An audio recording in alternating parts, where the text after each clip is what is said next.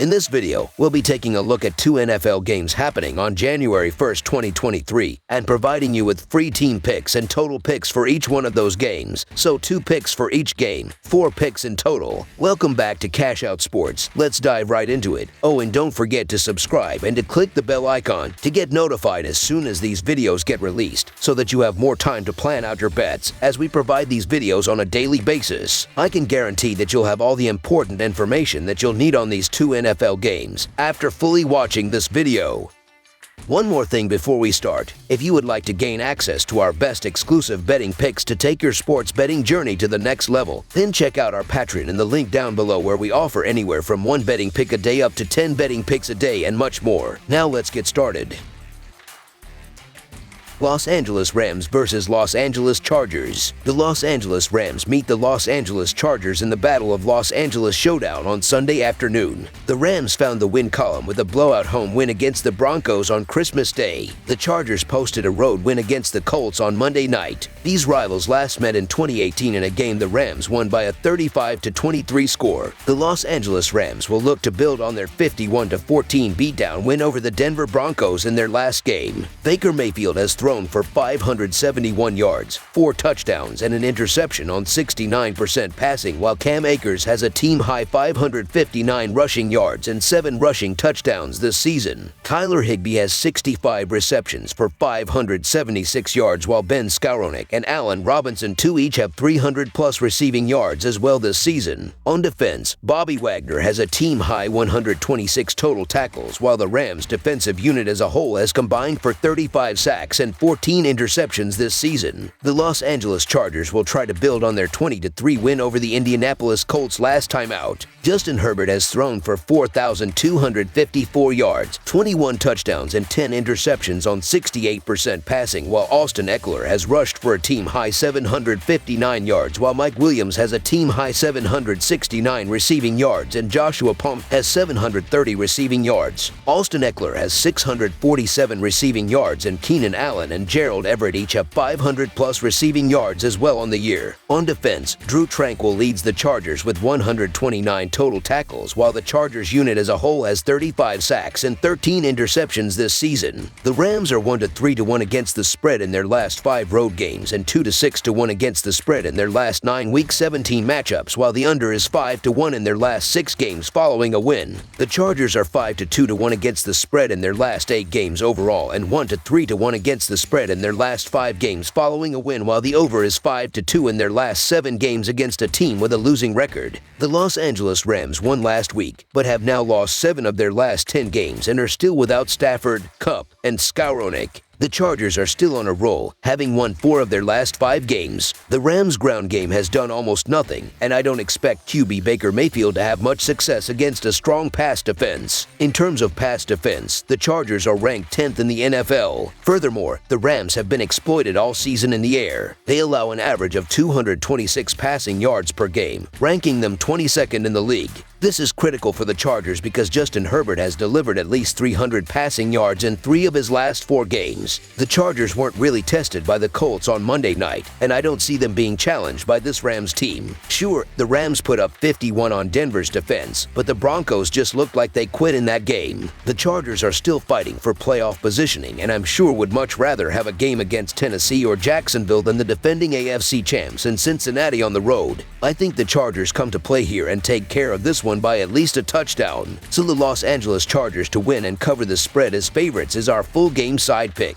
Last week, the Rams scored 51 points against the Denver Broncos. While I don't expect that number in this game, they now have some momentum, and Mayfield is unquestionably a better option than John Wolford, who was filling in for Stafford before Mayfield was acquired. Furthermore, with a vulnerable secondary, the Chargers will again opt for the pass in the majority of plays this week. They attempt more passes than any other team in the NFL, and as a result, expect some quick scoring drives. In 5 of their last 7 games, the Rams have allowed 24 or more points. The over is also 7-3 in the Chargers' last 10 games following a game in which they allowed less than 90 rushing yards. I anticipate a high-scoring game. Over the projected total is our full game total pick.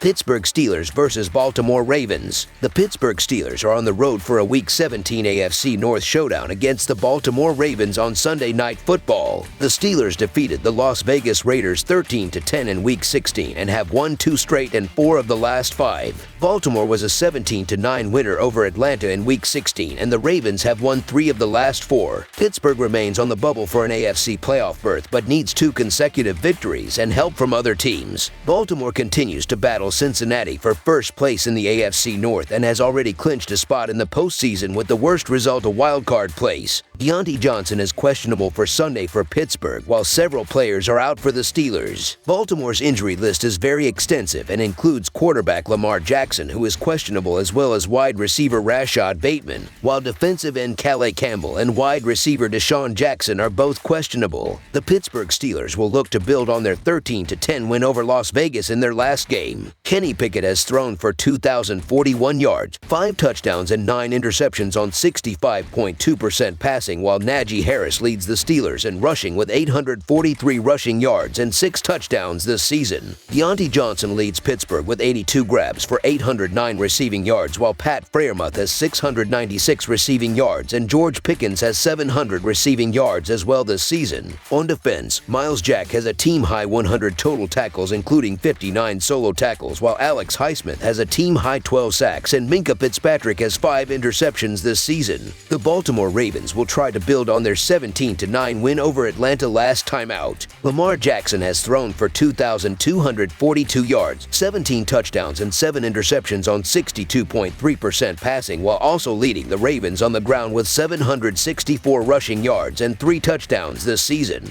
Mark Andrews leads Baltimore with 64 grabs for 747 yards and 5 touchdowns, while Demarcus Robinson has 425 receiving yards and Devin Duvernay has 407 receiving yards and 3 touchdowns as well on the year. On defense, Patrick Queen has a team-high 106 total tackles, including 71 solo tackles, while Baltimore's defense as a whole has 44 sacks and 14 interceptions as well this season. Pittsburgh is 1-6 against the spread in their last 7 games against a team with a winning record, and 1-6 against the spread in their last 7 games after allowing 15 points or less in their previous game, while the under is 6-1 in their last 7 games following a win. Baltimore is 1-5 against the spread in their last 6 division games and 1-6-1 against the spread in their last 8 home games, while the under is 4-0 in their last 4 games overall. The Chargers and Rams got bounced, so we will now see the Pittsburgh Steelers take on the Baltimore Ravens on Sunday Night Football instead. Lamar Jackson missed practice once again on Thursday, so it looks like Tyler Huntley will get another start here. Baltimore has won 2 of Huntley's 3 starts under center, but he's hardly been the reason why. The Ravens haven't topped 17 points in any of those 3 games, and in their loss to the Browns they only mustered 3. You can't give them too much credit for beating up on a struggling Falcons team in Desmond Ritter's second career start, or for beating the Steelers by 2 points a few weeks ago in a game where Kenny Pickett was concussed early on and Mitch Trubisky proceeded to throw 3 interceptions. Pickett is back healthy now, and Pittsburgh has won each of the last 3 games that he's played the majority of. He only has 1 interception and has taken just 3 total sacks across those 3 games. Nobody is really talking about it, but the Steelers' defense has also clearly made major strides since the return of TJ Watt.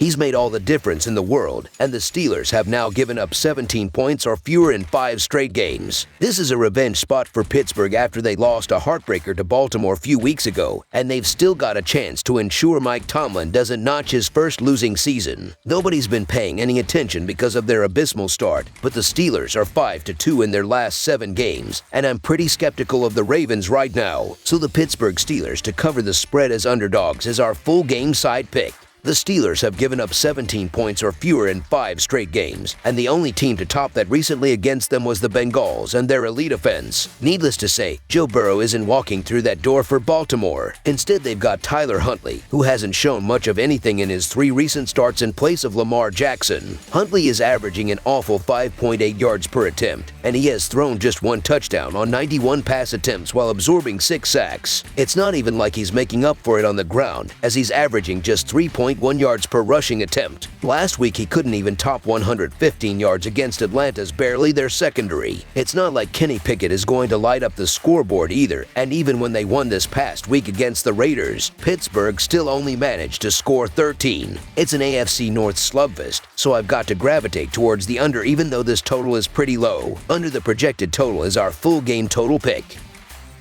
That's all for now, so if you have any other games you would like reviewed, then leave a comment down below with the game you would like analyzed.